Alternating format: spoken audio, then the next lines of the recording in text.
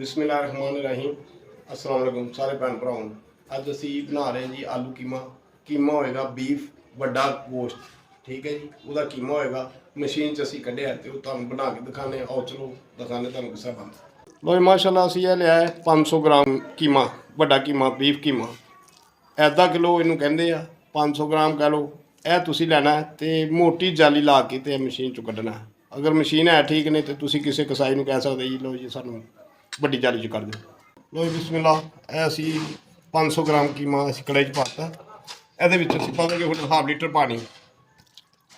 लो माशाल्लाह असी कीमा 500 ग्राम पाता, पौना लीटर ये पानी पाता, ठीक है जी।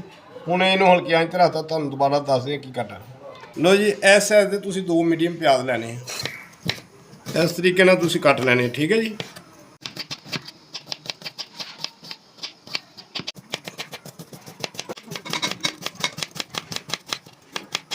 लो जी माशाल्लाह 10 मिनट हो गए ने।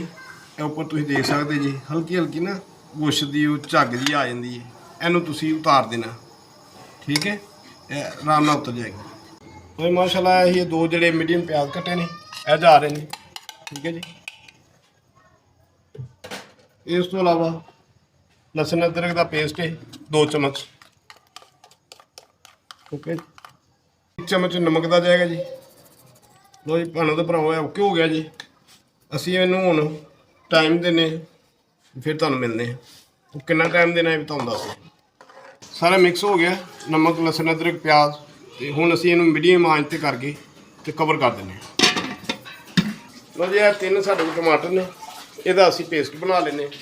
लो जी असी 1 पाव आलू लैने, पाई आलू 3 ने तकरीबन, 4 भी कर सकते जी, ज़्यादा भी कर सकते। असी 1 पाव लै रहे हैं, ठीक है जी। यह नाल असी पानी ले लिया ताकि ब्लैक ना हो, काले ना हो। इस तरीके नाल छिल लो।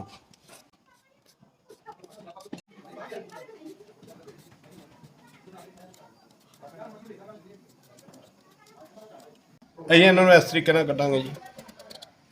मैनों तो भराओ यह 4 कर लैने इस तरह। यह देखो यह मतलब करके, यह देखो ज़्यादा वड्डे भी नहीं होंगे ना ज़्यादा छोटे होंगे।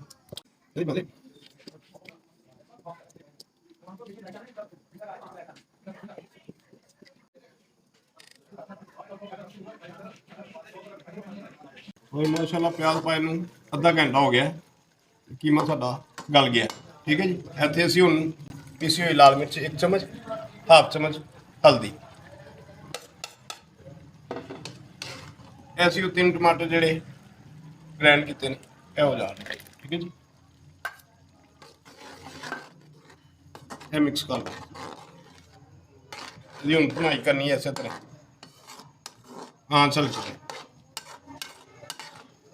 मीडियम आंच कर ली तुसीं ते इहनूं भुनना हुण, ठीक है जी। इस तरीके नाल लो जी। इत्थे आन के हुण 5-6 चम्मच घ्यो दे पाने आ तुसीं, ठीक है जी।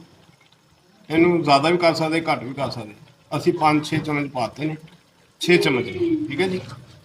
यदि हम 10 तो 15 मिनट भुनाई करनी है हल्की आंच से। माशाल्लाह कीमा साडा भुज गया, ठीक है जी।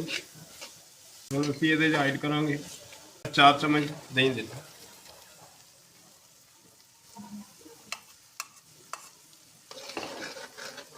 और 1 चम्मच सुका धनिया पीसिया होया,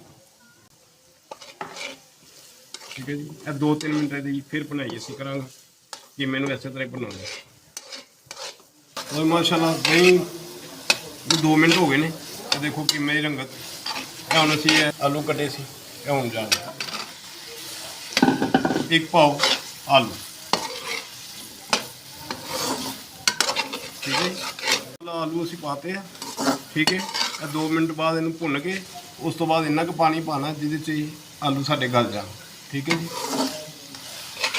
तो माशाल्लाह आलू साडे भुज गए ने कीमे च, ठीक है जी। 1 कप पानी का असी पा रहे हैं ताकि साडे आलू जिहड़े ना वो गल जाण।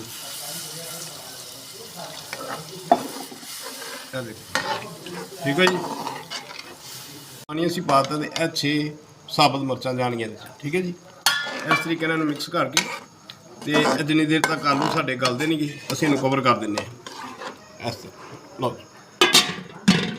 लो माशाल्लाह आलू साडे ਗਲ ਗਏ ਨੇ ਤੇ ਪਾਣੀ ਵੀ ਸਾਡਾ ਸਾਰਾ ਜਿੰਨਾ ਅਸੀਂ ਪਾਇਆ ਸੀ 1 ਕੱਪ ਉਹ ਖੁਸ਼ਕ ਹੋ ਗਿਆ। ਠੀਕ ਹੈ ਜੀ, ਮਾਸ਼ਾਅੱਲਾ ਦੇਖੋ ਕੈਸੀ ਰੰਗਤ ਆ ਜੀ, ਕੈਸੀ ਖੁਸ਼ਬੂ ਆ ਰਹੀ ਹੈ। ਹੁਣ ਆਲੂ ਅਸੀਂ ਚੈੱਕ ਕਰਨੇ ਕਿ ਉਹ ਗਲ ਗਿਆ। ਮਾਸ਼ਾਅੱਲਾ ਬਹੁਤ ਜ਼ਬਰਦਸਤ ਹੋ ਗਿਆ। ਠੀਕ ਹੈ ਜੀ, ਇਹ ਦੇਖੋ ਬਿਲਕੁਲ ਗਲ ਗਿਆ। ਆ 1 ਚਮਚ ਗਰਮ ਮਸਾਲਾ ਜਾਏਗਾ ਇਹਦੇ 'ਚ। ਠੀਕ ਹੈ ਜੀ, ਔਰ ਪੀਸਿਆ ਹੋਇਆ ਜ਼ੀਰਾ 1 ਚਮਚ, ਇਹਨੂੰ ਮਿਕਸ ਕਰ ਦਿਓ। ਲਓ ਜੀ, ਜ਼ੀਰੇ ਤੋਂ ਬਾਅਦ ਤੇ ਸੁੱਕੇ ਧਨੀਏ ਤੋਂ ਬਾਅਦ ਹੈ ਅਸੀਂ ਸਬਜ਼ ਧਨੀਆ।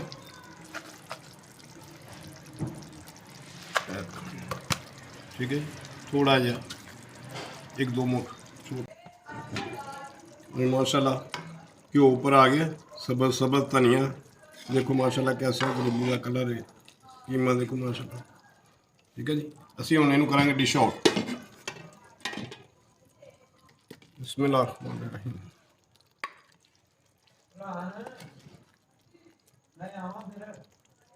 माशाल्लाह इसे तरह ही तुसी बीफ गोश्त की भी इहो रेसिपी है, मटन की भी यही रेसिपी, इहो तरीका है।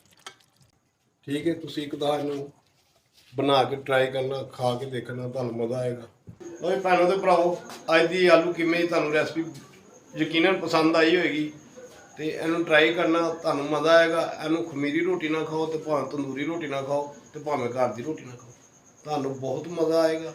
ਅਗਲੀ ਨਵੀਂ ਰੈਸਪੀ ਦੇ ਵਿੱਚ ਦੁਬਾਰਾ ਹਾਜ਼ਰ ਹੋਵਾਂਗੇ। ਉਨੀ ਦੇਰ ਤੱਕ ਸਲਾਮ।